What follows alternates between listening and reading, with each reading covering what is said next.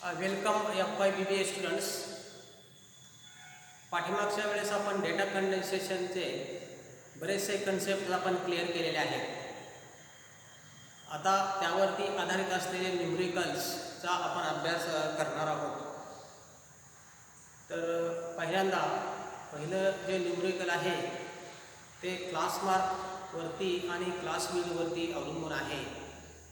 तर पाठीमागच्या लेक्चरला आपण क्लास मार्क म्हणजेच मिड पॉईंट तो कसा काढायचा आहे हे सर्व पॉईंट आपण स्टडी केलेले आहेत.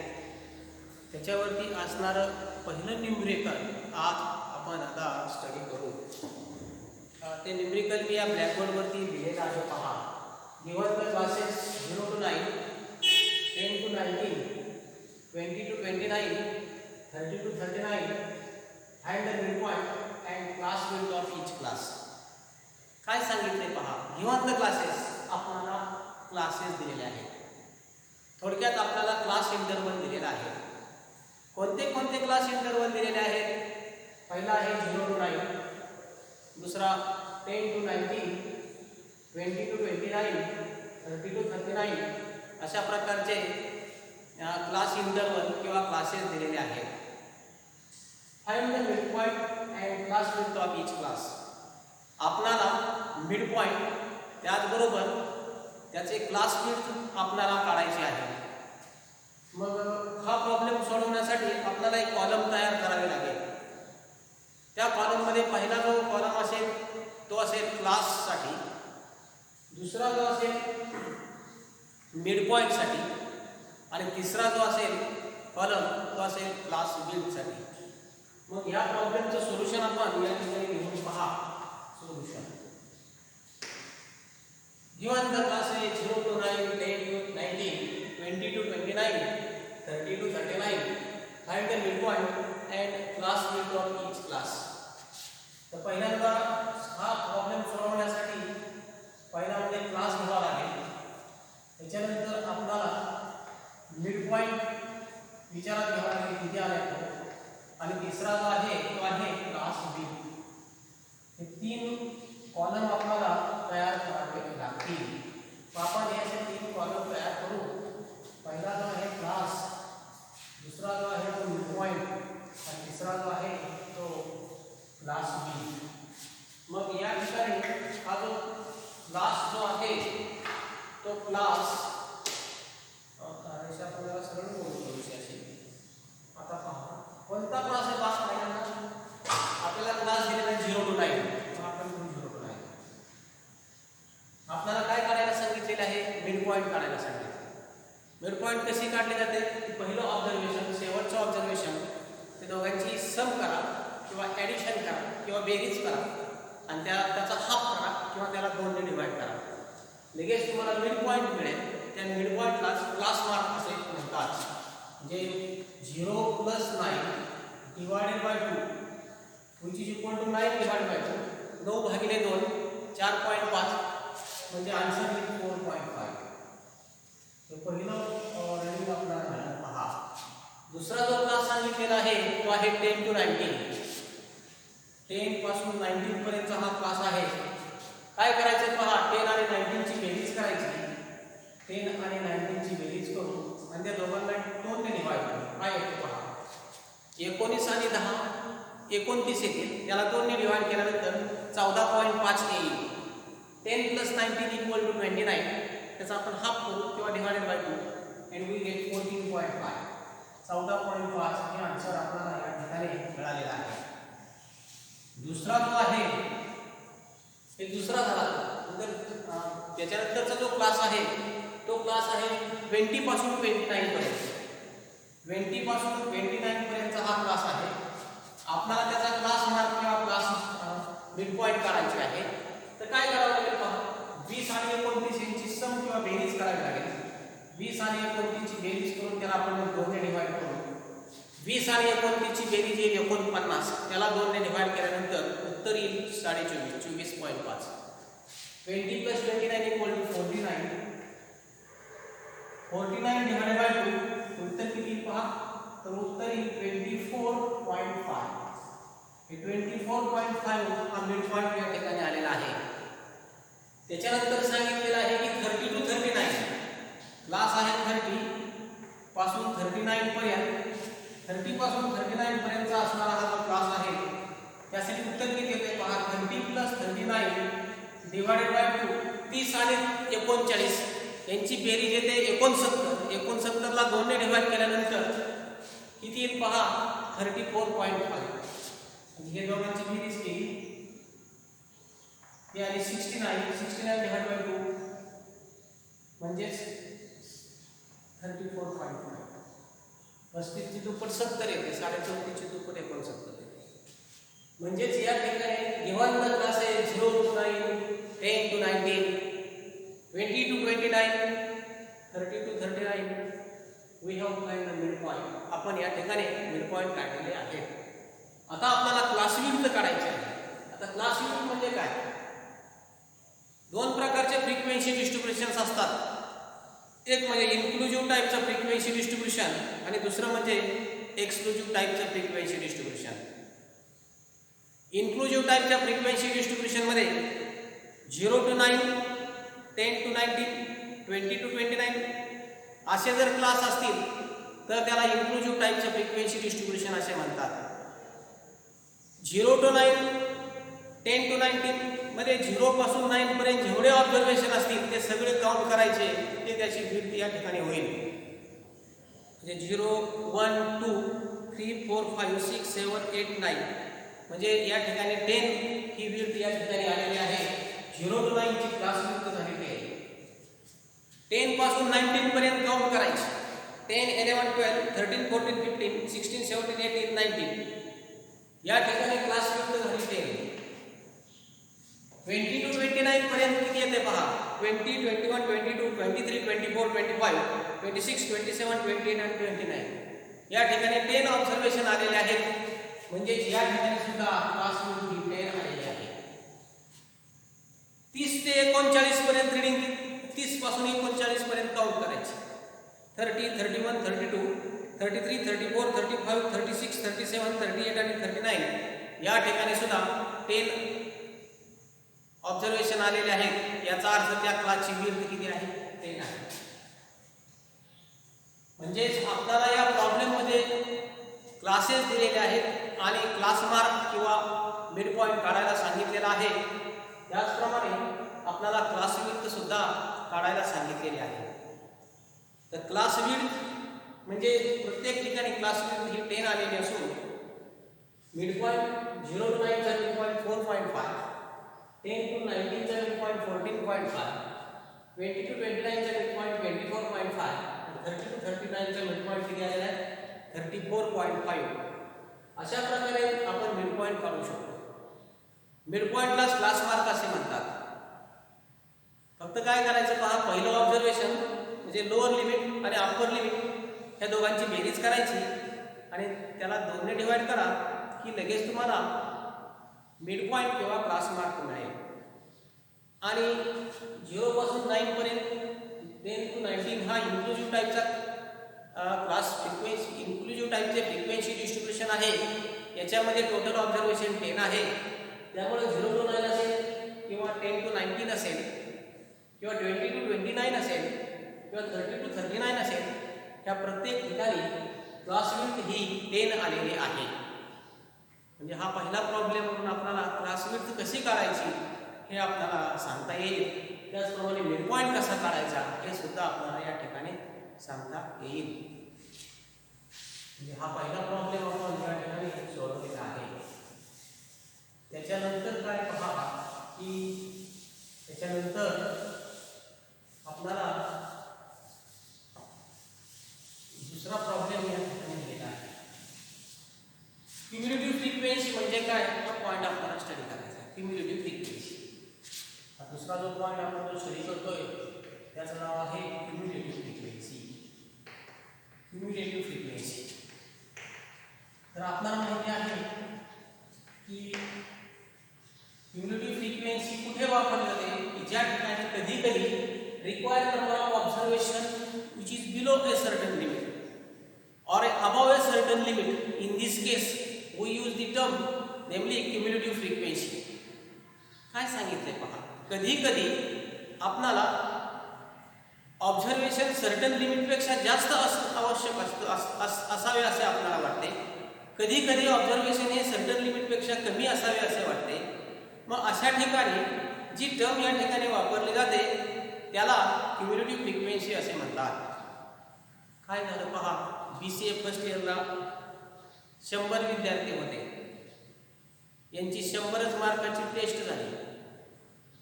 प्रोफेसरने सगळे पेपर तपासलेले पेपरचं रिझल्ट शीट तयार केलेले रिझल्ट शीट्स प्रिन्सिपलकडे नेलं. प्रिन्सिपलने ते सगळं रिझल्ट शीट पाहिलं आणि त्यांना फक्त जे नापास किंवा फेल झालेले विद्यार्थी होते त्या खाली रेडने असं मार्किंग केलेले होते. मग त्यांनी ते रेडचे सगळे अंक रेड किती आहेत ते पाहिले आणि त्याच्यावरून त्यांना समजलं की या ठिकाणी 20 विद्यार्थी फेल झालेले आहेत. परंतु त्यांच्या मनामध्ये असा प्रश्न निर्माण झाला की 50 मार्कापेक्षा जास्त विद्यार्थी किती आहेत? 50 मार्कापेक्षा जास्त मार्क्स मिळालेले यामध्ये किती विद्यार्थी आहेत असा प्रश्न पडला. मग तो प्रश्न त्यांनी त्या प्रोफेसरला विचारला. त्याच्यानंतर असं विचारलं की 80% जास्त मार्क्स कुणाला आहेत? 20 मार्कापेक्षा कमी मार्क्स मिळालेले विद्यार्थी किती आहेत? 35 मार्कापेक्षा जास्त विद्यार्थी किती आहेत? 45 मार्कापेक्षा कमी विद्यार्थी किती आहेत? मग ह्या सगळ्या प्रश्नांचे उत्तर देण्यासाठी स्टॅटचा वापर केला जातो आणि स्टॅटमध्ये एक महत्त्वाची टर्मचा त्या ठिकाणी वापर केला जातो आणि त्यावरून आपल्याला सगळ्या प्रश्नांची प्रिन्सिपॉलने विचारलेल्या सगळ्या प्रश्नांची उत्तरं आपल्याला देता येतात. आणि ती जी टर्म आहे तिला म्हणायचं आहे लेस दॅन क्युम्युलेटिव्ह फ्रिक्वेन्सी आणि मोर दॅन क्युम्युलेटिव्ह फ्रिक्वेन्सी. म्हणजे ही जी टर्म आहे त्याला क्युम्युलेटिव्ह फ्रिक्वेन्सी असं म्हणतात. क्युम्युलेटिव्ह फ्रिक्वेन्सीचे 2 प्रकार आहेत. एक म्हणजे लेस दॅन क्युम्युलेटिव्ह फ्रिक्वेन्सी आणि दुसरा म्हणजे more than type cumulative frequency. There are 2 types of cumulative frequency. One is less than type cumulative frequency and another is more than type cumulative frequency. मग त्या प्रिन्सिपलने विचारलेल्या सगळ्या प्रश्नांची उत्तरं देण्यासाठी त्या जे प्रोफेसर प्रिन्सिपलकडे गेले. दुसऱ्या दिवशी गेले आणि दुसऱ्या दिवशी गेल्यानंतर त्यांनी काय केलं पहा, हे सगळा डेटा कलेक्ट करून त्या ठिकाणी लेस दॅन टाईप क्युम्युलेटिव्ह फ्रिक्वेन्सी काढल्या आणि मोर दॅन क्युम्युलेटिव्ह फ्रिक्वेन्सी काढल्या आणि ह्याच्यावरून त्या प्रोफेसरने प्रिन्सिपॉलने विचारलेल्या सगळ्या प्रश्नांची उत्तरं ताबडतोब त्यांना दिलेली आहेत. आणि तोच प्रश्न की तो म्हणजे सर्टन कधी कधी ऑब्झर्वेशन सर्टन व्हॅल्यूपेक्षा जास्त असणं आवश्यक असतं, कधी कधी कमी असणं आवश्यक आहे. मग हे आपण मिळवण्यासाठी जी टर्म आपल्याला वापरावी लागते त्याला क्युम्युलेटिव्ह फ्रिक्वेन्सी असे म्हणतात. क्युम्युलेटिव्ह फ्रिक्वेन्सीमध्ये मी दिलेले required number of observation below or about the certain value. In this case we use a cumulative frequency. आता पहा, इथे मी प्रॉब्लेम या ठिकाणी लिहिलेला आहे. काय लिहिला प्रॉब्लेम पहा. For the following frequency distribution find less than cumulative frequency and more than cumulative frequency. काय सांगितले पहा की आपल्याला हे फ्रिक्वेन्सी डिस्ट्रीब्युशन दिलेलं आहे आणि ह्या फ्रिक्वेन्सी डिस्ट्रीब्युशनमध्ये तुम्ही लेस दॅन क्युम्युलेटिव्ह फ्रिक्वेन्सी काढा. त्याचप्रमाणे मोर दॅन क्युम्युलेटिव्ह फ्रिक्वेन्सी सुद्धा त्या ठिकाणी किती येत आहे ते पहा. आणि जो टेबुलर फॉर्ममध्ये किंवा टेबल जो दिलेला आहे त्या टेबलमध्ये असं सांगितलेलं आहे की 0 पासून 10 मार्क्स मिळालेले विद्यार्थी 5 आहेत. 10 पासून 20 मार्क्स मिळालेले विद्यार्थी 12 आहेत. 20 पासून 30 मार्क्स मिळालेले विद्यार्थी 15 आहेत. 30 पासून 40 मार्क्स मिळालेले विद्यार्थी 4 आहेत. 40 पासून 50 मार्क्स मिळालेले विद्यार्थी किती आहेत? 4 आहेत. असं जर असेल तर या प्रॉब्लेममध्ये विचारलेलं आहे की लेस दॅन क्युम्युलेटिव्ह फ्रिक्वेन्सी किती येईल, त्याचप्रमाणे मोर दॅन क्युम्युलेटिव्ह फ्रिक्वेन्सी किती येईल ते या ठिकाणी विचारलेलं आहे. चला तर ह्या प्रश्नांचं आपण उत्तर शोधूया, म्हणजे सोल्युशन करूया. क्युम्युलेटिव्ह फ्रिक्वेन्सीवरती आधारित असणारा हा न्यूमेरिकल आपण या ठिकाणी सोडवत आहोत. तर 0 to 10 म्हणजे आपण काय करतो हा क्लास टेबल तयार करायचा. क्लास त्याच्यानंतर काय करायला फ्रिक्वेन्सी, त्याच्यानंतर काय करायला लेस दॅन क्युम्युलेटिव्ह फ्रिक्वेन्सी, लेस दॅन क्युम्युलेटिव्ह फ्रिक्वेन्सी, लेस दॅन क्युम्युलेटिव्ह फ्रिक्वेन्सी.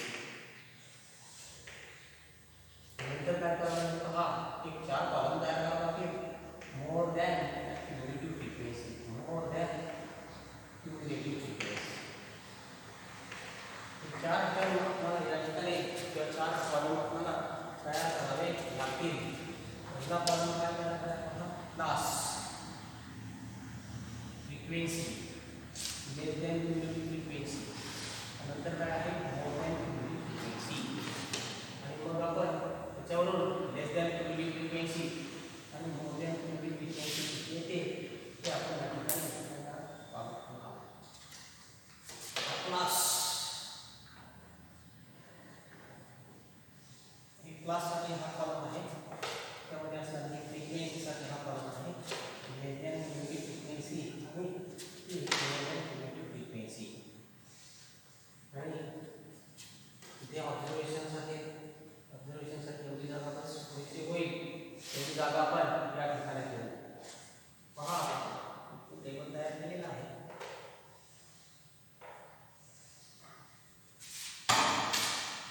क्लास कोणता आहे? 0 to 10. क्लास कोणता घ्यायचा? 0 to 10. 0 to 10. 0 to 10 ची फ्रिक्वेन्सी किती आहे? 5. इथे 5 आहे. दुसरा क्लास कोणता आहे? 10 to 20. त्या क्लासमध्ये द्यायचं 10 पासून 20 पर्यंत. फ्रिक्वेन्सी किती आहे? 12. तिसरा कोणता आहे क्लास? 20 ते 30. 20 पासून 30 पर्यंतचा क्लास. फ्रिक्वेन्सी किती आहे? 15. 30 ते 40 फ्रिक्वेन्सी किती आहे? 4. 30 ते 40 फ्रिक्वेन्सी किती आहे? 4. आणि 40 ते 50 फ्रिक्वेन्सी आहे 4. किती सांगितले? 40 ते 50 फ्रिक्वेन्सी किती आहे? 4. आपल्याला काय करायचं? पहा, लेस दॅन क्युम्युलेटिव्ह फ्रिक्वेन्सी काढायची. मग काय करायचं? पहा, हे 5 आहे ना, हे 5 आहे तसं समोर घ्यायचं. 5 लेस दॅन टाइप क्युम्युलेटिव्ह फ्रिक्वेन्सी मध्ये हे 5 समोर द्यायचं. हे 5 आणि इथले 12 यांची ऍडिशन करायची, बेरीज करायची. काय सांगते? इथले 5 आणि इथले 12 यांची बेरीज करा. 5 आणि 12 यांची बेरीज केल्यानंतर मिळेल 17 किंवा 17. ते इथे द्यायचे. हे 17 आणि हे 15 यांची ऍडिशन करायची, ते इथे द्यायचं. 17 आणि 15 यांची बेरीज 32. 32 15 + 17 = 32. हे 32 आणि 4 यांची बेरीज करायची. 32 आणि 4 यांची बेरीज 36. 36 आणि 4 यांची बेरीज किती? 40. म्हणजे 0 to 10 frequency 5, less than cumulative frequency 5. म्हणजे हे 5 आहे तसेच समोर लिहायचं. हे 5 आणि 12 17, 17 आणि 15 32, 32 आणि 4 36, 36 आणि 4 40. याला म्हणायचं लेस दॅन टाइप क्युम्युलेटिव्ह फ्रिक्वेन्सी. परत पुढे काय विचारलंय तुम्हाला? की more than type cumulative frequency का किंवा मोर दॅन क्युम्युलेटिव्ह फ्रिक्वेन्सी का? तर कसं करायचं? पहा, 40 ते 50 ची फ्रिक्वेन्सी आहे 4. ती फ्रिक्वेन्सी या ठिकाणी घ्यायची डायरेक्ट.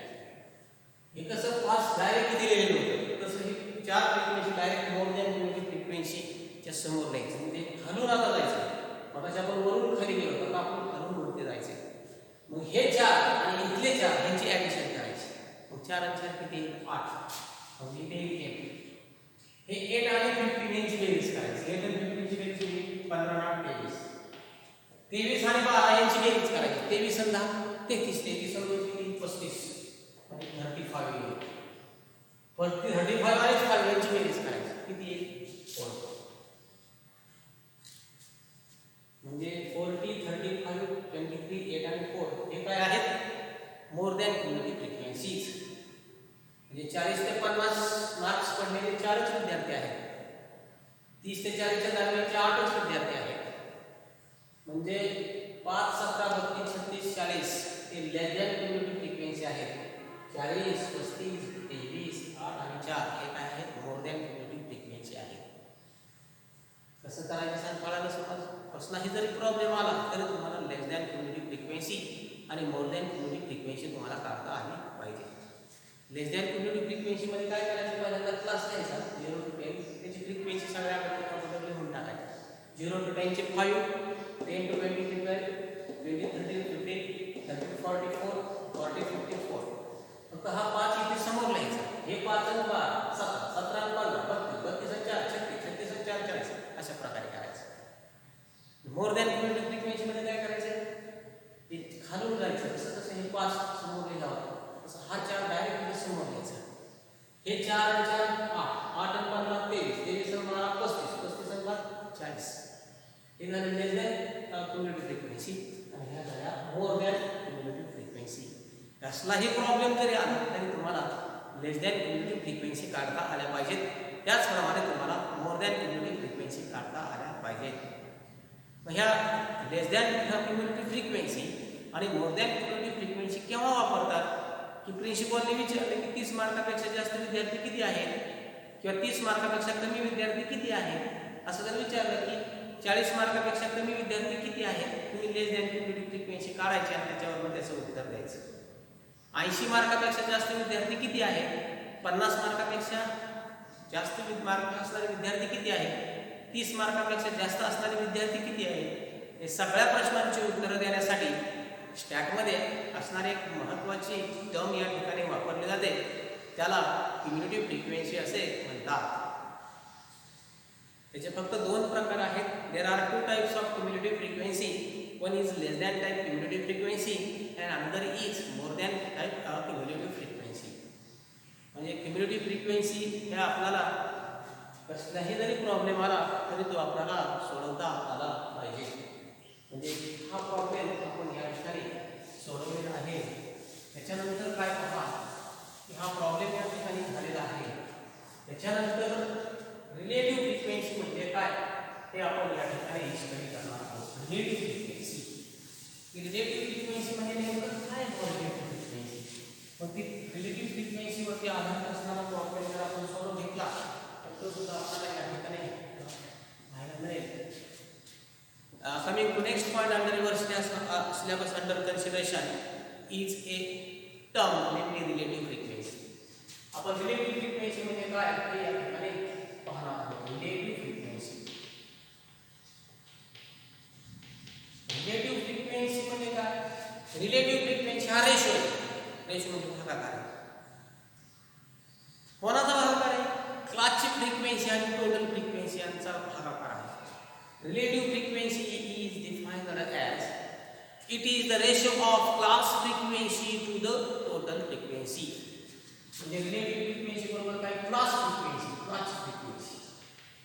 आणि ह्या क्लासच्या फ्रिक्वेन्सीला कशाने डिवाइड करायचं पहा टोटल फ्रिक्वेन्सीने डिवाइड करायचं. टोटल फ्रिक्वेन्सी क्लास फ्रिक्वेन्सीला टोटल फ्रिक्वेन्सीने डिवाइड केल्यानंतर जी किंमत मिळते त्याला रिलेटिव्ह फ्रिक्वेन्सी असे म्हणतात. म्हणजे काय करावं लागेल जो प्रॉब्लेम तुम्हाला दिलेला असेल लास्ट इंटरवल त्याच्या पुढे फ्रिक्वेन्सी किती आहे ते सगळ्यांना एका टेबलमध्ये लिहायच्या आणि मग सगळ्या काय करायचं सगळ्या फ्रिक्वेन्सीची ॲडिशन करायची. मग आपल्याला टोटल फ्रिक्वेन्सी मिळेल.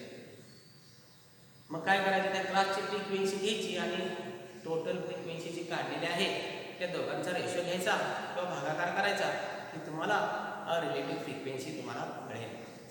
चला तर मग आपण ह्या रिलेटिव्ह फ्रिक्वेन्सीवरती आधारित असणारा हा प्रॉब्लेम आपण घेऊ. फक्त आपल्याला एकच फॉर्म्युला माहिती पाहिजे. रिलेटिव्ह फ्रिक्वेन्सी बरोबर काय class frequency upon total frequency. इथे तुम्हाला प्रॉब्लेम दिलेला आहे. काय प्रॉब्लेम दिलेला आहे. Following table gives the frequency distribution of marks in accountancy out of 60. Find the relative frequencies. कॉमर्सचे विद्यार्थी आहेत. कॉमर्सच्या विद्यार्थ्यांना अकाउंटन्सी हा सब्जेक्ट आहे. अकाउंटन्सीच्या प्राध्यापकाने 60 मार्काची टेस्ट घेतली आणि पेपर तपासले, रिझल्ट शीट तयार केलं आणि रिझल्ट शीट तयार केल्यानंतर त्या रिझल्ट शीटमध्ये त्यांनी एक डेटा कंडेन्स केला आणि डेटा कंडेन्स करून टॅब्युलर फॉर्ममध्ये काही माहिती त्या ठिकाणी इन्फॉर्मेशन त्या ठिकाणी त्यांनी लिहिली. काय लिहिली पहा की 0 ते 10 मार्क्स विषय आहे, सब्जेक्ट आहे अकाउंटन्सी. मॅक्सिमम मार्क्स आहेत 60. टेस्ट घेतलेली आहे, टेस्ट युनिट टेस्ट. 0 ते 10 मार्क्स मिळालेले 5 विद्यार्थी त्या ठिकाणी आहेत. 10 ते 20 मार्क्स मिळालेले 25 विद्यार्थी आहेत. 20 ते 30 मार्क्स मिळालेले 27 विद्यार्थी आहेत. 30 ते 40 मार्क्स मिळालेले 33 विद्यार्थी आहेत. 40 ते 50 मार्क्स मिळालेले 6 विद्यार्थी आहेत आणि 50 ते 60 मार्क्स मिळालेले या ठिकाणी 5 विद्यार्थी आहेत. आणि आपल्याला सांगितले आहे की रिलेटिव्ह फ्रिक्वेन्सी काढा. रिलेटिव्ह फ्रिक्वेन्सीसाठी आपल्याला काय फॉर्म्युला आहे की क्लासची frequency divided by total frequency. तर आपण टोटल फ्रिक्वेन्सी अगोदर पाहू. रिलेटिव्ह सोल्युशन आपण सोल्युशन इथे घेऊ. काय सांगितले रिलेटिव्ह फ्रिक्वेन्सी. रिलेटिव्ह फ्रिक्वेन्सी बरोबर काय फॉर्म्युला सांगितला. रिलेटिव्ह फ्रिक्वेन्सी बरोबर class frequency divided by total frequency. Divided by total frequency. Class फ्रिक्वेन्सीला टोटल फ्रिक्वेन्सीने आपण डिवाइड करू. टोटल फ्रिक्वेन्सी कशी काढायची. टोटल फ्रिक्वेन्सी बरोबर काय करायचं म्हणजे 5, 25, 27, 32, 6 आणि 5 या सर्व फ्रिक्वेन्सीचे ॲडिशन करा. आपल्याला टोटल फ्रिक्वेन्सी मिळेल. करू आपण ॲडिशन. ते 5 आणि 6 11 आणि 13 13 26 27 5 25 25 5 30 30 0 3 आणि 3 6 2 8 2 किती 10 म्हणजे टोटल फ्रिक्वेन्सी आहे 100. टोटल फ्रिक्वेन्सी किती आलेली आहे 100 आलेली आहे. आपल्याला काय करायचं या टोटल फ्रिक्वेन्सी आहे 100. क्लासच्या फ्रिक्वेन्सीला फक्त ह्या टोटल फ्रिक्वेन्सीने डिवाइड केलं की तुम्हाला काय मिळेल तुम्हाला मिळेल रिलेटिव्ह फ्रिक्वेन्सी. फक्त हा प्रॉब्लेम सोडवण्यासाठी आपण टेबलचा वापर करू. टॅब्युलर फॉर्ममध्ये लिहिल्यानंतर आपल्याला चांगल्या प्रकारे त्याचा आन्सर आपल्याला सांगता येईल आणि चांगलं दिसेल तिला. म्हणून आपण पहिल्यांदा काय क्लास क्लास नंतर काय फ्रिक्वेन्सी आणि नंतर काय रिलेटिव्ह फ्रिक्वेन्सी. रिलेटिव्ह फ्रिक्वेन्सी कोणता फॉर्म्युला वापरणार तुम्ही क्लासची फ्रिक्वेन्सी डिवाइडेड बाय काय करणार तुम्ही टोटल फ्रिक्वेन्सी. क्लासच्या फ्रिक्वेन्सीला कशाने डिवाइड करणार टोटल फ्रिक्वेन्सी. आपण या ठिकाणी हा टेबल आहे क्लास फ्रिक्वेन्सी आणि रिलेटिव्ह फ्रिक्वेन्सी. आता पहा क्लास कोणता आहे 0 to 10 क्लास. फ्रिक्वेन्सी किती आहे 0 पासून 10 पर्यंत किती 5. 10 to 20 किती 10 पासून 20 पर्यंत किती आहे 25. 20 ते 30 27. 20 ते 30 किती आहे 27. 30 ते 40 32. 30 ते 40 किती 32. 40 ते 50 6. 40 ते 50 किती आहे 6 आणि 50 ते 60 किती आहे 5. 50 ते 60 किती आहे 5. म्हणजे पहिल्यांदा क्लास नंतर फ्रिक्वेन्सी आणि रिलेटिव्ह फ्रिक्वेन्सी. आता काय सांगितले रिलेटिव्ह फ्रिक्वेन्सी बरोबर काय फॉर्म्युला सांगितले रिलेटिव्ह फ्रिक्वेन्सी बरोबर क्लासच्या फ्रिक्वेन्सीला टोटल फ्रिक्वेन्सीने डिवाइड करायचं. क्लासची फ्रिक्वेन्सी किती आहे म्हणजे which implies 5 divided by total frequency 100 म्हणजे आन्सर किती पहा 0.05 हे आन्सर या ठिकाणी आले. क्लासची फ्रिक्वेन्सी आहे 25 ला 100 ने डिवाइड करा. आन्सर किती 0.25. 27 जे आहे 27 ला 100 ने डिवाइड करा. 27 भागिले 100 आन्सर किती 0.27. किती 0.27. 32 जे आहे त्या 32 ला 100 ने डिवाइड करा. 32 ला 100 ने डिवाइड केलं उत्तर किती येईल पहा 0.30. 6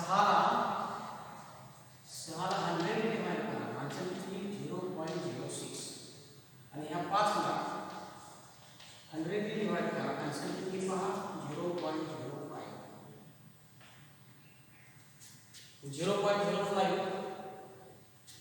0.25 0.27 0.32 0.06 0.95 या ठिकाणी रिलेटिव्ह फ्रिक्वेन्सी आलेल्या आहेत. फक्त रिलेटिव्ह फ्रिक्वेन्सी कशा काढायच्या रिलेटिव्ह फ्रिक्वेन्सी म्हणजे काय relative frequency is defined as it is the ratio of class frequency to the total frequency.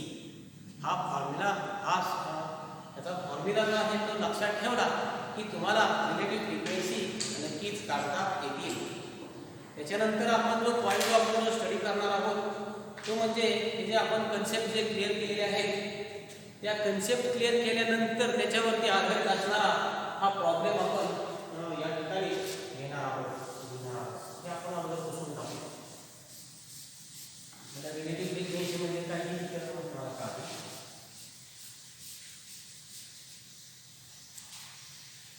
त्यानंतर हे सुद्धा समजतं आपल्याला सगळं फ्रिक्वेन्सी झाली रिलेटिव्ह फ्रिक्वेन्सी झाली त्याच्यावर आधारित असणारा हा प्रॉब्लेम आपण या ठिकाणी हा प्रॉब्लेम आपण या ठिकाणी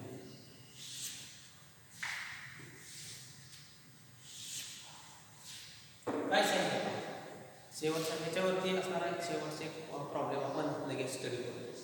The frequency distribution of marks obtained by 100 students. काय सांगितलंय की 100 विद्यार्थी आहेत, त्यांची टेस्ट घेतलेली आहे आणि त्या टेस्टला पडलेले मार्क्स एका टेबुलर फॉर्म मध्ये लिहिलेले आहेत. 0 ते 9 मार्क्स मिळालेले विद्यार्थी 10 आहेत, 10 ते 19 मार्क्स मिळालेले 24 आहेत, 20 ते 29 मार्क्स मिळालेले 30 आहेत, 30 ते 39 मार्क्स मिळालेले 20 आहेत आणि 40 ते 49 मार्क्स मिळालेले 16 विद्यार्थी आहेत. The frequency distribution of marks obtained by 100 students. 0 to 9 there are 10 students, 10 to 19 there are 24 students, 20 to 29 there are 30 students, 30 to 39 there are 20 students, 40 to 49 there are 16 students. अशा प्रकारचा हा प्रश्न आहे. प्रश्न पहिला काय विचारला असते तर type of classification. Question number 1 काय आहे की टाइप ऑफ क्लासिफिकेशन कोणतं आहे? टाइप ऑफ क्लासिफिकेशन हे असं जर असेल तर टाइप ऑफ क्लासिफिकेशन कोणतं आहे? तुम्हाला माहिती आहे की फ्रिक्वेन्सी डिस्ट्रीब्युशनचे 2 टाइप आहेत. एक म्हणजे इन्क्लुझिव्ह टाइपचा फ्रिक्वेन्सी डिस्ट्रीब्युशन आणि दुसरा म्हणजे एक्सक्लुझिव्ह टाइपचा फ्रिक्वेन्सी डिस्ट्रीब्युशन. इन्क्लुझिव्ह टाइपचा फ्रिक्वेन्सी डिस्ट्रीब्युशन मध्ये आताच आपण स्टडी केले पहा. 0 to 9, 10 to 19, 20 to 29, 30 to 39, 40 to 49 असे जे क्लासेस आहेत याला आपण इन्क्लुझिव्ह टाइपचा फ्रिक्वेन्सी डिस्ट्रीब्युशन असे म्हणतो. दुसऱ्या प्रकारामध्ये आपल्याला माहिती आहे की 10 ते 20, 20 ते 30, 30 ते 40, 40 ते 50, 50 ते 60 अशा प्रकारचे ज्या क्लासेस असतात या ठिकाणी शेवटचं ऑब्झर्वेशन आपण त्या क्लासमध्ये त्याचा समावेश करत नाही, त्याच्या नेक्स्ट क्लासमध्ये करतो. त्याला एक्सक्लुझिव्ह टाइपचं फ्रिक्वेन्सी डिस्ट्रीब्युशन असे म्हणतात. आणि इन्क्लुझिव्ह मध्ये काय 0 to 9, 10 to 19, 20 to 29, 30 to 39, 40 to 49 अशा प्रकारचे क्लासेस असतील तर त्याला इन्क्लुझिव्ह टाइपचं फ्रिक्वेन्सी डिस्ट्रीब्युशन असे म्हणतात. तर इथे तुम्हाला लगेच कळते की क्लास कसा आहे. क्लास कसा आहे 0 to 9, नंतर काय सांगितलंय 10 to 19, 10 to 19, नंतर काय सांगितलंय पहा 20 to 29, 20 to 29, त्याच्यानंतर 30 to 39, 30 to 39, त्याच्यानंतर किती 40 to 49, 40 to किती 49 हा क्लास आहे. 0 ते 9, 10 ते 19, 20 ते 29, 30 ते 39, 40 ते 49, 0 1 2 3 4 5 6 7 8 9 हे सगळे ऑब्झर्वेशन या क्लासमध्ये त्याचा समावेश होतो. म्हणून हा जो प्रकार आहे टाइप ऑफ क्लासिफिकेशन, पहिल्याचा आन्सर आहे इन्क्लुझिव्ह टाइप क्लासिफिकेशन. काय टाइप ऑफ क्लासिफिकेशन? पहिल्याचा आन्सर काय? आन्सर फर्स्ट काय इन्क्लुझिव्ह टाइपचा classification. Inclusive type frequency distribution, inclusive type frequency distribution, inclusive type frequency distribution. What is the type of classification? Inclusive types of frequency distribution हा त्याचा answer आहे. दुसरा प्रश्न काय विचारलाय find the class mark of third class. Class mark काय सांगितलं? Class काढायला काय सांगितलं? Class mark. कोणत्या क्लासचा काढायचा आहे त्याला फार महत्त्व आहे. थर्ड तिसऱ्या नंबरचा क्लास असेल तर तो तुम्हाला विचारलाय. तिसऱ्या नंबरचा क्लास त्याचा तुम्हाला या ठिकाणी विचारलाय. तिसऱ्या नंबरचा क्लास कोणता आहे? तिसऱ्या हा क्लास आहे. क्लास मार्क आपण त्यानंतर पहिला, दुसरा, तिसरा म्हणजे हा पहिला होता, हा दुसरा झाला, हा झाला तिसरा, हा झाला चौथा, हा झाला पाचवा. तुम्हाला काय सांगितलंय पहा की तुम्हाला सांगितलंय की find the class mark of third class. Class mark काढायचा. क्लास मार्क कोणाचा काढायचा? क्लास मार्क तिसऱ्या क्लासचा. याचा काढायचा का नाही? हा पहिला क्लास आहे. 10 ते 19 हा दुसरा क्लास आहे आणि 20 ते 29 मात्र हा तिसरा क्लास आहे. याचा काढायचा. कसा करतात क्लास मार्क? त्या क्लास मार्कला मिड पॉइंट असं म्हणतात. कसे काढायचे मिड पॉइंट? 20 आणि शेवटचे 29 हे दोघेच घ्यायचे, बाकीचे कुठलेही रिडिंग घ्यायचं नाही. त्या दोघांची बेरीज करायची, त्याला 2 ने डिवाइड करायचं किंवा त्याला हाफ म्हणजे 20 आणि 29 दोघांची ऍडिशन करून त्याला 2 ने डिवाइड करायचं. 20 आणि 29 ची बेरीज झाली 49. त्याला जर 2 ने डिवाइड केलं तर तरी 24.5. 24.5 24.5 तर या ठिकाणी 24.5 हे काय class mark of third class. त्याच्यानंतर काय विचारलं का state the class boundary of fifth class. Class boundary काय आहे? क्लास बाउंड्री विचारले काय क्लास बाउंड्री. परंतु क्लास बाउंड्री कोणाची काढायची आहे ती फिफ्थ क्लास. पहिला क्लास दुसरा तिसरा चौथा आणि पाचवा याची काढायची आहे. तर क्लास बाउंड्री मध्ये तुम्हाला माहिती आहे की लोअर लिमिट म्हणून काय करायचं d/2 वजा करायचं इकडची बाउंड्री आणि अप्पर जे लिमिट आहे त्यामध्ये d/2 काय करायचं ऍड करायचं. 40 आणि 41 मध्ये रिडिंग आहे 1 म्हणजे डिफरन्स आहे त्याचा हाफ करा अर्धा. काय करायचं हे 40 मधून अर्धा वजा करायचा. 40 मधून अर्धा वजा केला काय 39.5 आणि हे 49 मध्ये अर्धा मात्र मिळवायचा म्हणजे काय 49.5 म्हणजे क्लास बाउंड्री 40 ते 49 40 ते 49 ह्याची क्लास बाउंड्री कोणती झाली 39.5 पासून 39.5 पासून 49.5 पर्यंतची बाउंड्री आहे. जसं बांगला बांधल्यानंतर आपण समोर जागा ठेवतो म्हणजे पुढे जागा ठेवतो त्याचप्रमाणे मागे मी जागा ठेवतो मध्येच बांगला बांधतो म्हणजे आपल्याला पुढच्या आणि पाठीमागच्या जागा वापरता येते. त्या जणू काय आपल्या बाउंड्रीज असतात. तसंच या ठिकाणी आहे जरी 40 ते 49 चा क्लास असेल तरी ह्याची बाउंड्री कुठून सुरुवात होते 39.5 पासून सुरुवात होते.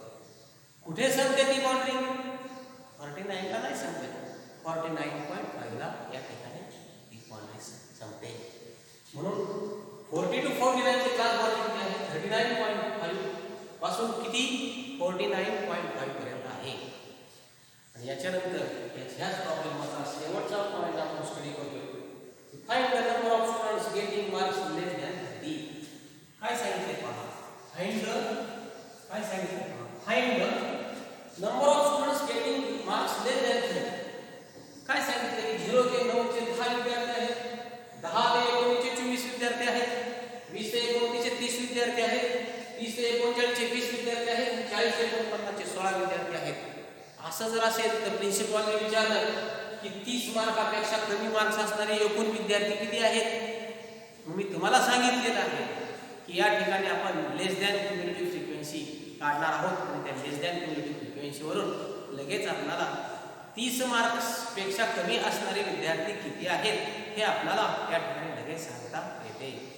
चला तर मग आपण लेस दॅन क्युम्युलेटिव्ह फ्रिक्वेन्सी काढू.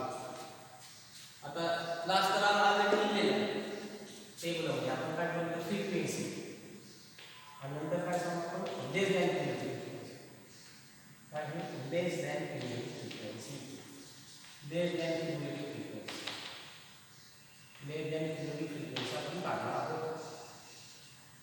फ्रिक्वेन्सी किती पहा 0 ते 9 चे 10 10 ते 19 चे 24 20 ते 29 चे किती 30 20 ते 29 30 ते 39 चे 20 30 ते 39 चे 20 आणि 40 ते 49 चे किती 16.